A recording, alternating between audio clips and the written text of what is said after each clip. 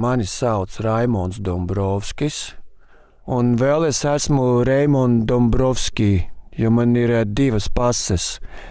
Tātad es jau vairs neesmu nekāds jauns cilvēks, kaut ko pieredzējis, man ir vairāk gadi, un es dzīvoju Latvijā lielākoties, puslaika es dzīvoju arī Amerikā, un dzīvoju laukos, tad es neesmu no Rīgas.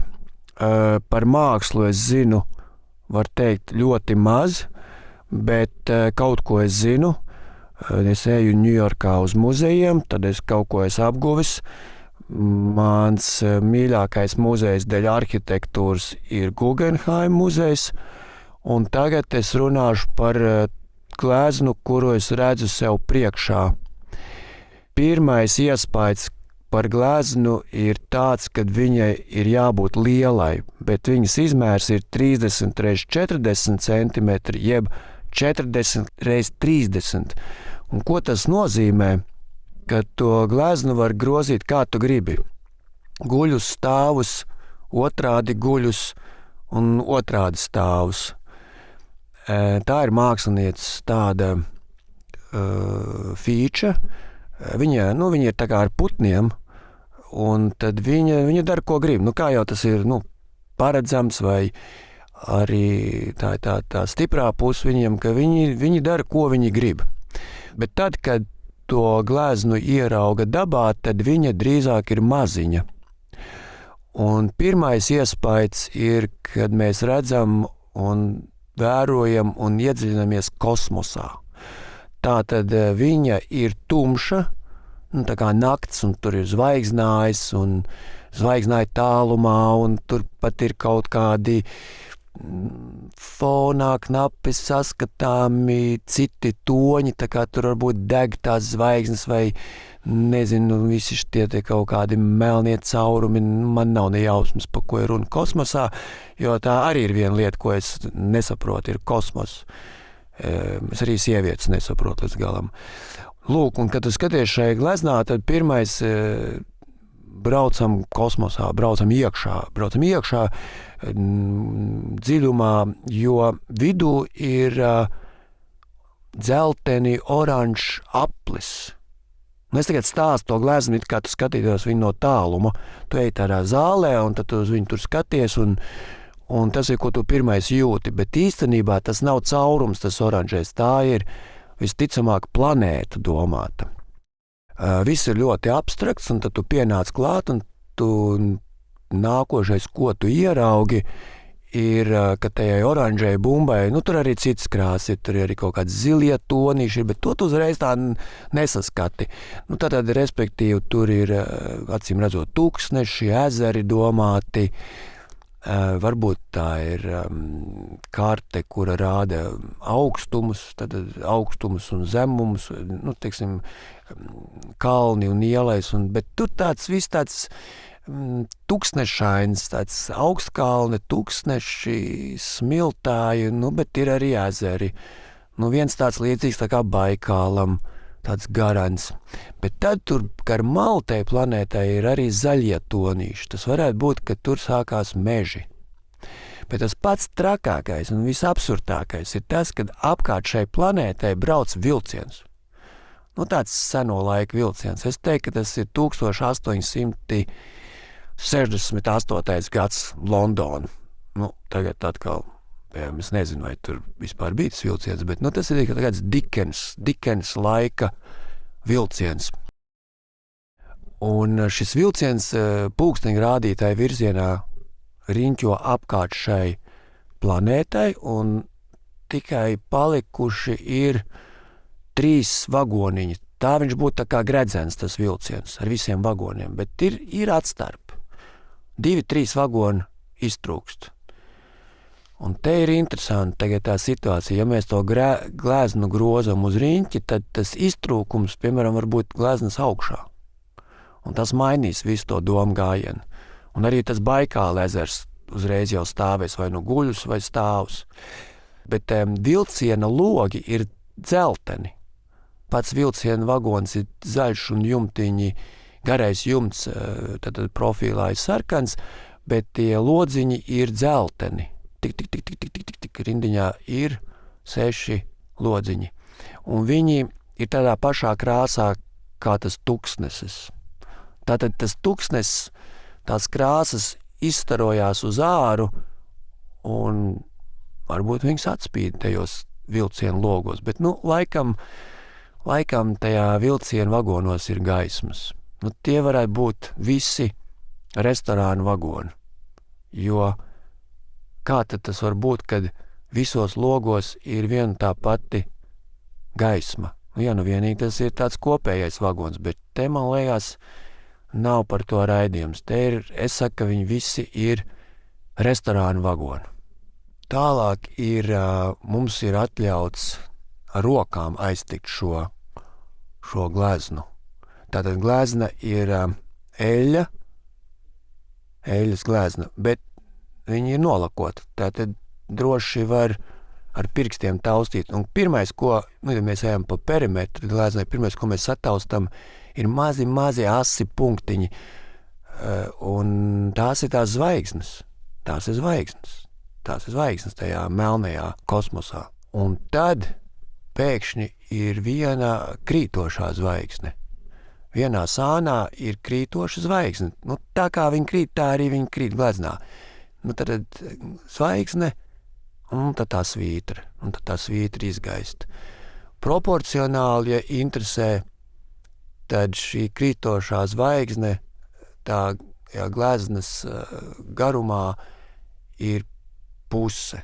Visticamāk, šī glezna ir skatāma tikai 2 pozīcijās. Un man liekas, ka tas ir loģiski, jo kāda tā zvaigzne tur, kā te viņa tur, viņa ir loģiski, ir vai jākrīt, vai jāiet pāri pa debesīm. Tātad tas ir, varbūt, ko mēs secinājām, ka to gleznu nevar skatīties 4 pozīcijās, viņi jāskatās tikai 2. Un tad, ja roku vēl tagad tuvojās centram, tad mēs nokļūstam pie šīs planētas, un mēs varam sataustīt tos vilcienu, kurš iet apkārt tai planētai.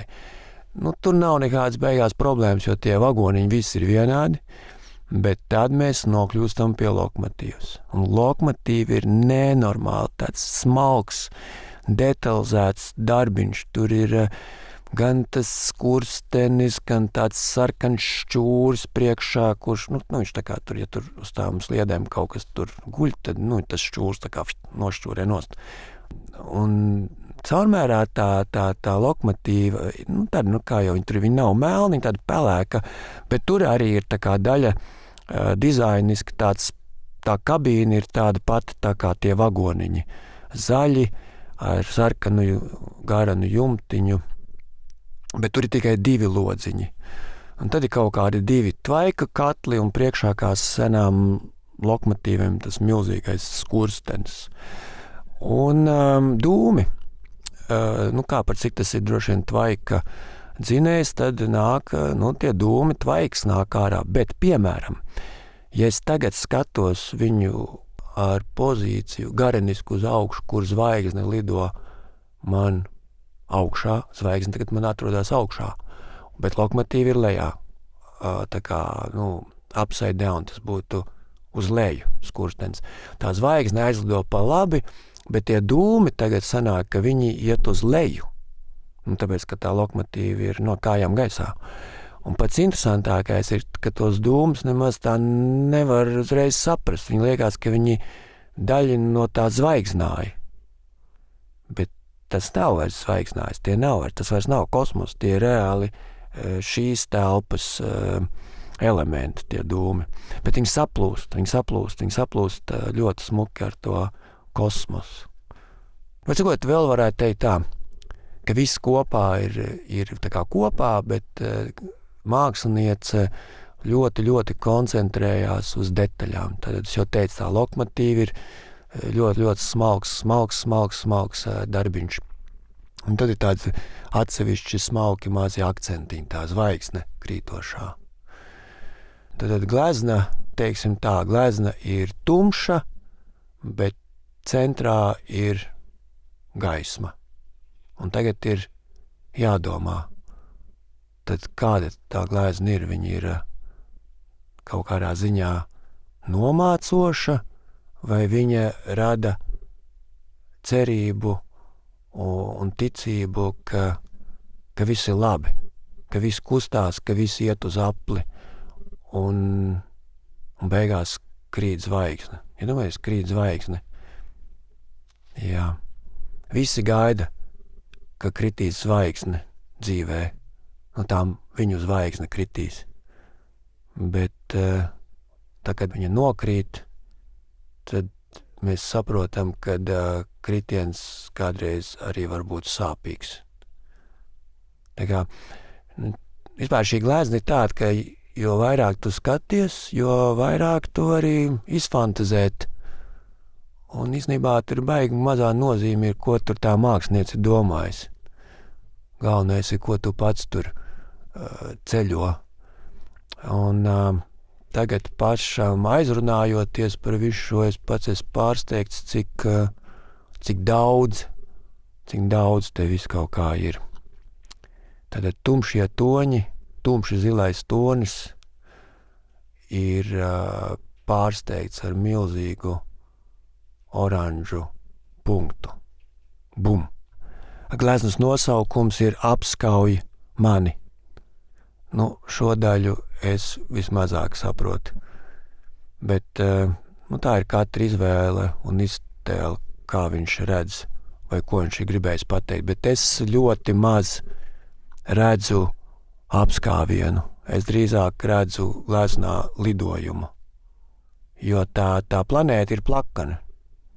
Un viņi var tā kā ripu apgriezt otrādāk, un tad mēs nezinām, kas tur otrā pusē ir.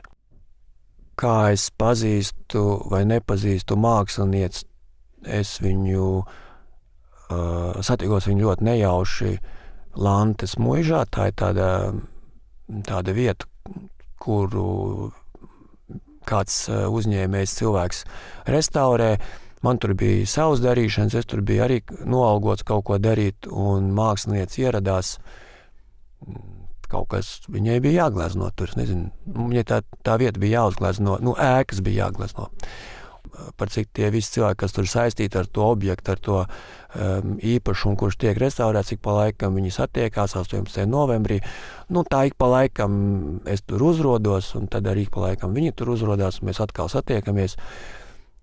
Tā vārds pa vārdam, pavisam lēnām, gadiem ejot, lēnām rodās kaut kas kopējs, kaut kāds intereses par kaut ko parunāt. Un tad es esmu nokļuvuši šajā studijā. Runāt par to, ko es redzu šobrīd. Cerams, ka jums bija interesanti. Vai vēl labāk būtu, ja es sapratātu, ko es teicu. Paldies!